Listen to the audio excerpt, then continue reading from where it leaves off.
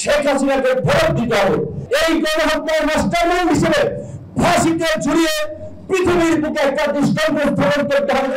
গণ অধিকার পরিষদের সভাপতি এবং ডাকসুর সাবেক ভিপি নুরুল হক নূর মঙ্গলবার বিকেলে অনুষ্ঠিত আলোচনা সভায় বলেছেন, শেখ হাসিনাকে ফাঁসিতে ঝুলিয়ে বিশ্বে দৃষ্টান্ত স্থাপন করতে হবে।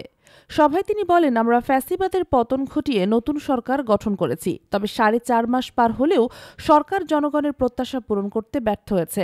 এটা কোনো বিপ্লবী সরকার নয়, বরং বন্ধু ও পরিচিত মহল নিয়ে গঠিত একটি সরকার। তবুও আমরা এই সরকারকে স্বাগত জানিয়েছিলাম, কিন্তু এখন পর্যন্ত আইন শৃঙ্খলা পরিস্থিতি এবং বাজার ব্যবস্থাপনায় কোনো উন্নতি হয়নি।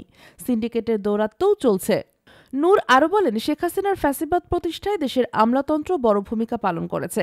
এখনও এসপিডিসি, ইউএনও, ওসি বহাল তবিয়তে আছে, অথচ তাদের অনেকেই শেখ হাসিনার অপরাধের সহযোগী ছিলেন। হাসিনার বিচার যেমন অপরিহার্য, তেমনি যারা ফ্যাসিবাদের দোসর ছিলেন তাদেরও বিচারের আওতায় আনতে হবে। তিনি বলেন, শেখ হাসিনাকে দেশে ফিরিয়ে এনে তার অপরাধের জন্য দৃষ্টান্তমূলক শাস্তি দিতে হবে, যাতে এটি বিশ্বে উদাহরণ হয়ে থাকে। সভায় সভাপতিত্ব করেন ব্রাহ্মণবাড়িয়া গণ অধিকার পরিষদের আহ্বায়ক কাজী রাজিউর রহমান। আরও বক্তব্য দেন গণ অধিকার পরিষদের উচ্চতর পরিষদ সদস্য আবু হানিফ, ঢাকা বিভাগীয় সাংগঠনিক সম্পাদক তোফাজ্জল হোসেন, শ্রমিক অধিকার পরিষদের সভাপতি আব্দুর রহমান প্রমুখ। দেশ জগৎ ডেস্ক নিউজ।